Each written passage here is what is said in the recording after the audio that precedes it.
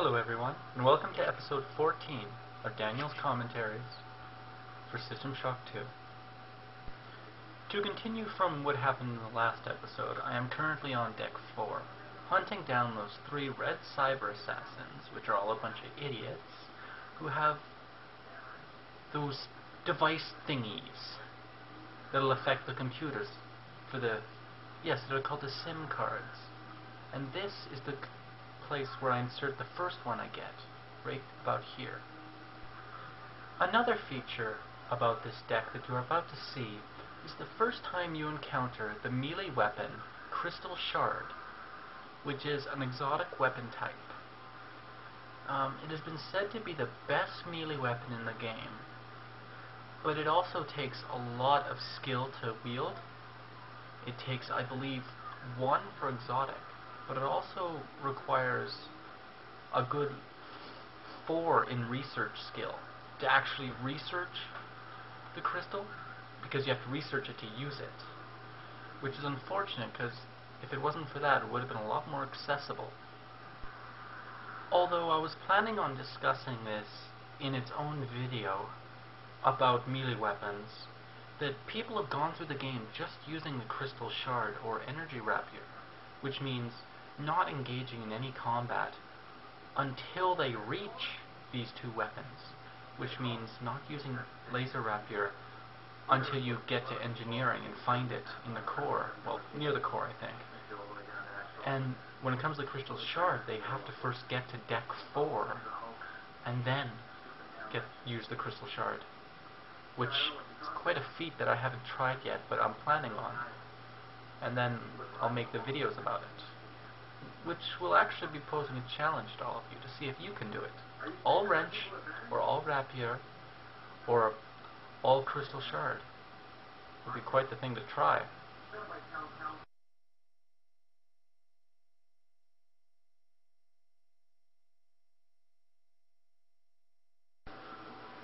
Once we get past this part of me trying to hack the value rep, I will show you the trap with the second cyber assassin that is quite literally the stupidest thing I've ever encountered in my life.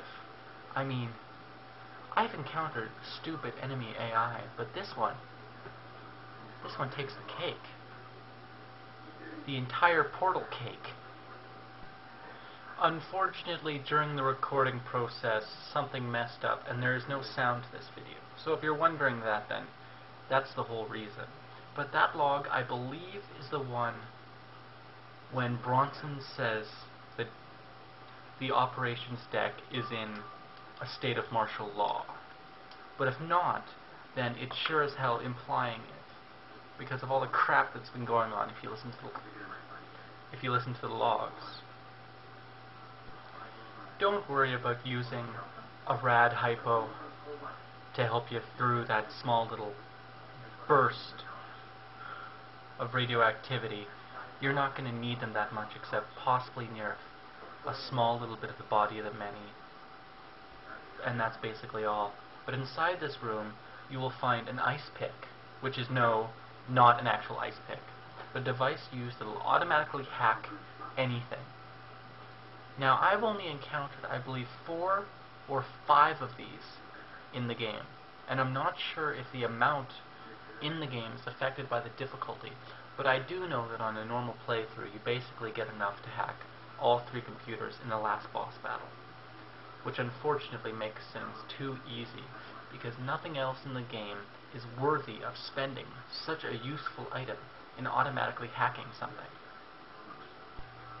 And if you like the modification I have for my shotgun, then you can find it on strangebedfellows.com, the same place where I get all my modifications. And yes, this will be one of the modifications posted in my next Pimpin' Shock episode. I have a lot of weapons modifications to show in that one. I mean, a lot. Once again, here is the second Crystal Shard. Although, to most people, this was probably the first one you saw. And this is also where you get the message from Showdown that when she describes about the Crystal Shard to you, Although I'm not sure if you hear that same message when you get the other shard first. That is something I may have to check on later.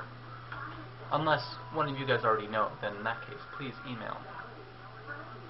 But aside from that, there's not much use in this room except upgrade ports if you have spare cyber modules left over. Which in this case I do, so I'm going to be making a few upgrades to my characters and encountering some really annoying annelid worms.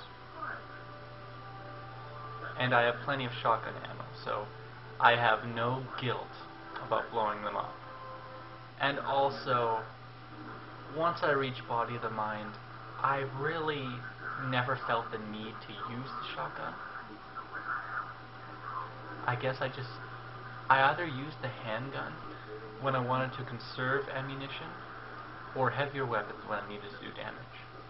This is the trap that even got me when I first started playing. It's when barrels start cascading from the sky, well actually the ceiling above you. And unfortunately, well, actually fortunately for us, the cyber assassin actually runs in here and hides while being damaged by the barrel, so I never really had to kill it. Okay, I won't lie to you, that was very strange. The barrels did not fall, and the cyber assassin did nothing while I shot away at it with standard ammunition, not even armor piercing. I've never actually encountered this before. It's probably another bug. Have any of you guys ever seen this before? The barrels are even... Whoa! The barrels spin when I shoot them. They're just spinning there. They're not even falling over. I mean, that's like the funniest thing I've ever seen. I mean, has this ever happened to you guys before? Please contact me and tell me. Well, now that I have the chip for the simulator, I might as well go over and alter the computers now with the card. Although, something does confuse me about the sim unit cards.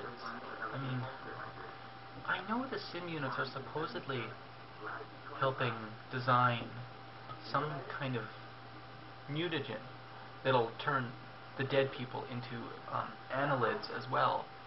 But are these just computers that are running simulations? Or is this like holodecks going on or something? I find it actually kind of confusing and very vague, actually. I don't think they go in depth with this. Although, it probably is just 3 large supercomputers that do different purposes. But I was never really sure. And once you get to this part of the operations deck, it gets very annoying. Especially with the fact, every now and again you will find turrets just around the corner, waiting for you to walk by, and then poof!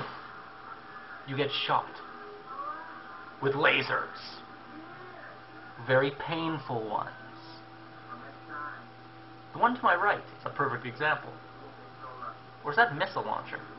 Oh wait, yeah, it's missile launcher.